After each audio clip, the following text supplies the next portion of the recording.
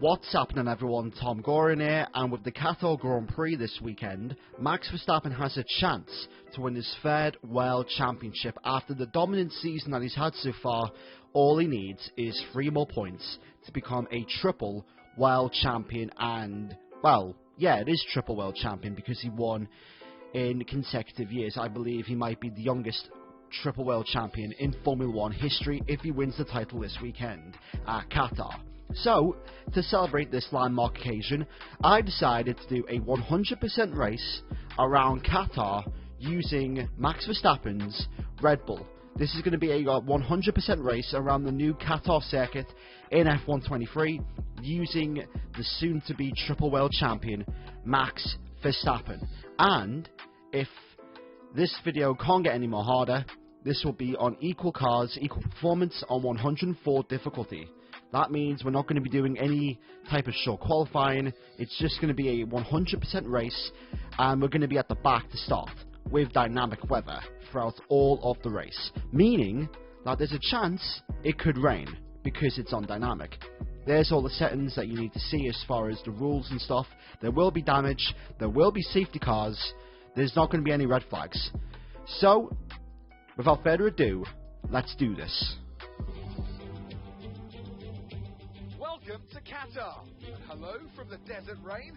Well, there's not been much rainfall, but it's concentrated right here and just in time for the Qatar Grand Prix.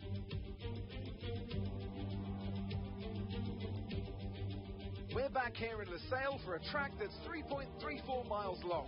There are 16 turns around its unique 3-prong shape and just a single DRS zone out of turn 16. It's fast and it's flowing, and there's a good overtaking opportunity with DRS down the long straight and into turn 1. So with the race not far away from starting, here's what today's grid rundown looks like. Lance Stroll lines up on pole position. Sergio Perez lines up alongside. Considering the rest of the grid, we have Russell, Oscar Piastri, Leclerc, Sainz, Norris, Hamilton, Fernando Alonso, Verstappen, Anthony. Okay, here we go. I know what you can do. Don't let me down. So here we go, getting ready for this 100% race around Qatar, and the first thing that I need to do is I need to increase my fuel load. So, as far as this is concerned, I did 2 100% races on this track when the game came out, and I epically failed both times simply because I did not put enough fuel on board. Now, I don't believe that this is realistic, but there's no way that this track is going to be that bad on fuel when it comes to the actual race this weekend. So that's one thing that needs to be fixed for F124 as far as the fuel load and how bad the fuel is for this race in real life. We're going to have to put in literally over 4.5 laps of fuel to try and make it to the end. And even then that won't be enough, simply because we need at least a red flag or a safety car to help us save enough fuel to the point where we can literally get to the end of this race with enough fuel. We're going to begin this race with 4.7 laps of fuel, and as you can see, the setup, and I just in general, really, I'm very unsure. As you can see, 62 laps, that's 5 laps.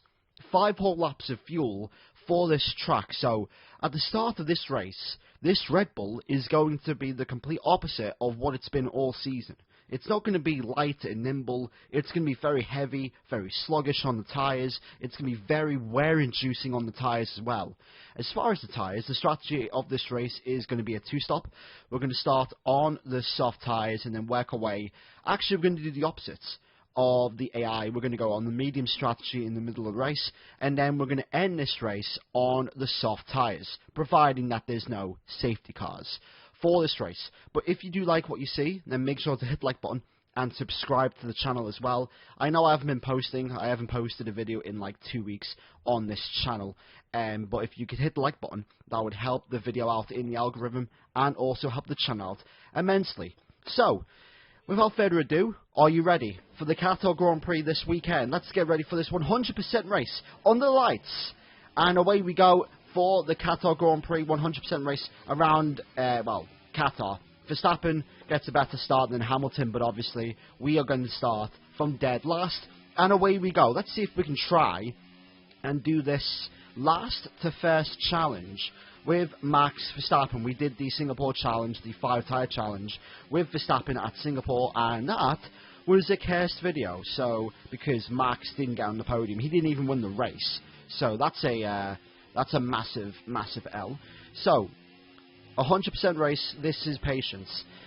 We don't want to get held up by the AI because around this track they hold each other up like no man's business. So the more positions we can gain within the first, I'd say, the first 30% of the race, the better. So let's talk about this track. If you've played F123 on a wheel, you'll know that this track with this handling is the best track on the game. And I think the reason why this track is the best track on F123 is simply because the high-speed corners.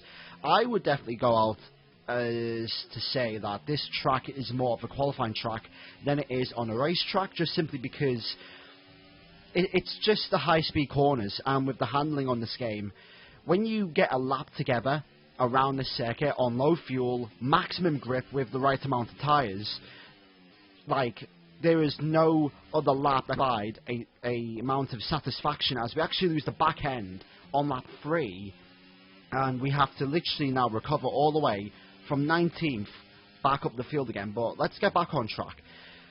There's no amount of satisfaction that provides you with a lap on this circuit as Valtteri Bottas retires from the Grand Prix. And as you can see, this is what I've been talking about. The Alpines are holding each other up, and they are costing each other at least 2 seconds to the cars behind. So the quicker that we can get rid of Gasly and Ocon, the better that we can do. Let's talk about the Alpines in the real-life season. They've been very, very inconsistent, I will have to say. I mean, literally, one track they're doing well and they're getting into Q3. They're even making on the podiums. If, let's say Sanford, for example, that race was chaotic.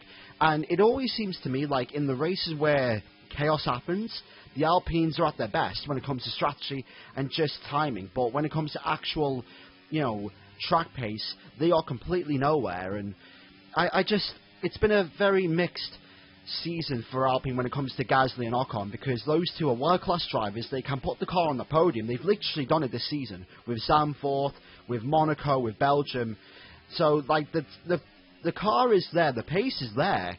They just haven't been able to show it all season long. So hopefully for next season they can put up more of a fight against the other teams like McLaren and all these other teams, especially with McLaren, and hopefully close the gap to Mercedes, Ferrari and Red Bull for next season. But as far as the circuit is concerned, the 2021 race, wasn't that bad. I don't really remember much of it. The only thing I do remember was Bottas getting a puncture, and of course that allowed Fernando Alonso to get his one and only podium of that season. He was also driving for Alpine as well, if you remember correctly. That was the first season where Renault was rebranded as Alpine, believe it or not. But yeah, as you can see, the engine temperature is going through the roof right now, 137 degrees. I don't know if F123 has what the older games had, as far as if your engine was too hot, it would affect the actual performance of the engine to the point where you would be slower in a straight line because the engine was overheating. So, as far as in this video, pay attention to the fuel mix. We are already on 3.45 laps of fuel, and we're not even 15 laps into this race yet. So that is clear indication that for these 100% races, as Sergio Perez retires from the Qatar Grand Prix, and I hope that is not an omen for this weekend, because I have Sergio Perez in my fantasy team for this weekend. I hope Sergio can win this race, because if he can do that, that would massively help my fantasy team in F1. But we come in for our first pit stop, a 2.4 second pit stop as we switch over to the medium tyres. And now our real race begins. Everyone has made one stop, and we are now doing the opposite of the AI when it comes to strategy. Most of the AI are on softs, while we are on mediums. And I was quite surprised to see the AI, the AI in general this year are so different when it comes to the pit strategies, and you've seen that more than anything else in my Has to Glory, as we made contact with Kevin Magnussen, and Magnussen, that's Albon, you idiot. Magnussen and... Why am I getting them mixed up? Right, anyway, back on track. The AI, they're very selective and different when it comes to the tyre strategies, and I feel like you've seen it more with my Has to Glory as we make a rash overtake on Fernando Alonso in towards, I believe that's turn 5. Was it 1, 2, 3, 4, no, turn, it's either turn 5 or turn 6. But you're going to see a lot of overtakes in this race at 2 specific corners. Turn 5, as we do a double overtake on Fernando Alonso and also Nico Hülkenberg entering turn 1. And I will say, the outside line in towards turn 1 as we make another rash overtake on Yuki Tsunoda in towards turn 5. But yeah, because of our setup when it comes to the downforce, we can just carry so much more grip, as again we try and make a rash overtake on Carlos Sainz. We keep losing the back end as we come in towards the braking zone, but we make the move as we enter the fast sections of 6 and 7 or something. Lap 27, as we begin lap 27, we're battling Lewis Hamilton, and we are now in towards 5th place in this race. And as you can hear, I'm already trying to lift and coast, because now we are just above 1.2 laps of fuel, and we started this race on approximately 4.9 laps, and now we're already down. As you can see, look, we're already down to 0.12 on lap 37. So clearly the fuel burn is ridiculous on this track, and if this is what it's going to be like in the actual race, we could be in for a chaotic race on Sunday, and plus also the sprint race as well, because this weekend is a sprint format, so the teams are not going to have the regular schedule programming when it comes to practice programs and the information that they need. So maybe we could have a banger when it comes to the race on Sunday. Obviously, we can all hope for that. I mean, I at least hope for that, because otherwise it's going to be another ball fest with Max Verstappen winning by at least 15 plus seconds. Hopefully the Ferraris can do something to try and stop Red Bulls. But I actually want to speak about the season, and I was thinking about making a separate video talking about Max and Red Bull's dominance this season, because 10 years ago, Verstappen. 10 years ago, Sebastian Vettel, as we make another very rash overtake on Yuki Tsunoda there, and there's been a lot of times where, by the way, this video is all over the place. I had to literally pull out the safety car to save myself fuel, because the fuel situation was getting that bad to the point where I'm literally over by half a lap, and you'll see in this video that that's not even enough. I tried to literally bring out a safety car and just to save myself fuel, and if you're going to do a 100% race around Qatar, you need to have at least 5.5 laps. 5.5 laps of fuel to get you to the end. That's, without, red flags, safety cars, or anything like that. You at least need 5.5 laps of fuel, and I'll probably try and do this video again, maybe, as far as, redo this 100% race, maybe off recording or something, to try and see how much laps you need to complete this race, 100% race, and with enough fuel. And I think it's literally 5.5 laps of fuel on board to complete. But let's speak about the season.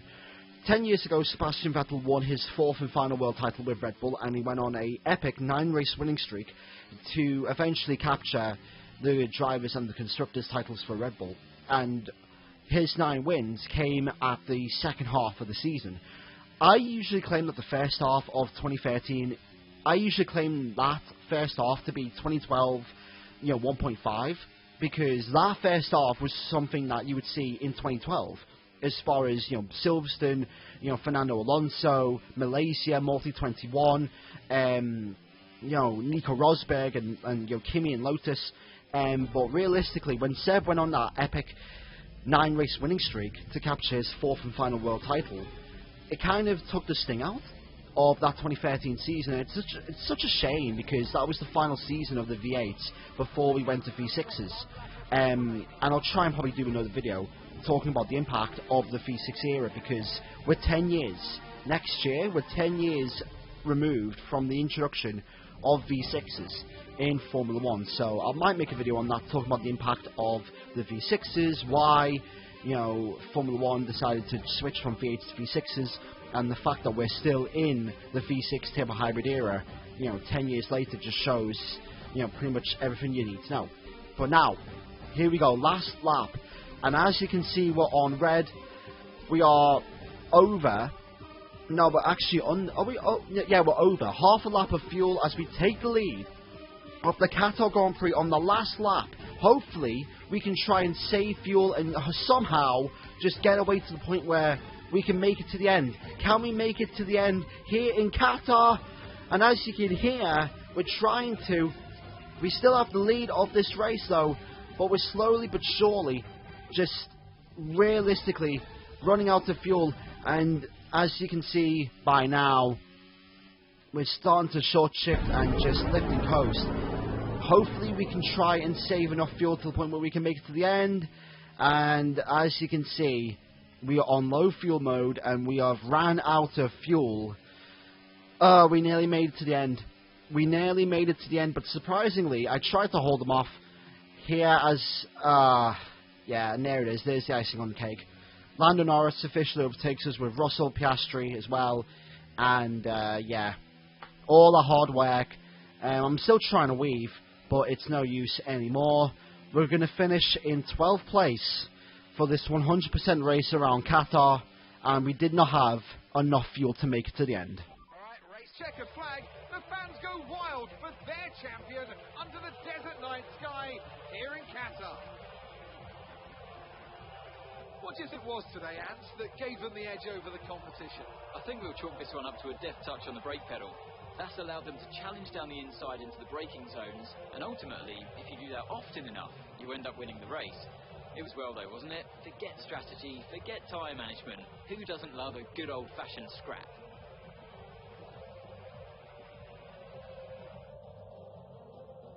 As the winners make their way up to the podium, one can only imagine the celebrations that will take place at McLaren tonight. Congratulations to everyone on the team, securing the win and proving that they're a force to be reckoned with out on the track. Lando Norris takes victory here at Qatar, and hopefully, in real life, he can take his first win this Sunday. I think it'll be a massive, you know, relief for fans and teams to see Lando Norris claim his first victory in Formula 1 at Qatar and try and beat the Red Bulls. But that is that for this 100% race around Qatar. What a circuit to drive on F123, probably the best circuit. Well, it is the best circuit on F123 because of its high speed nature and just the cornering, and it's such a fun track. But if you did enjoy this video, make sure to hit the like button and subscribe to the channel for more F123 career mode content and other challenges like this.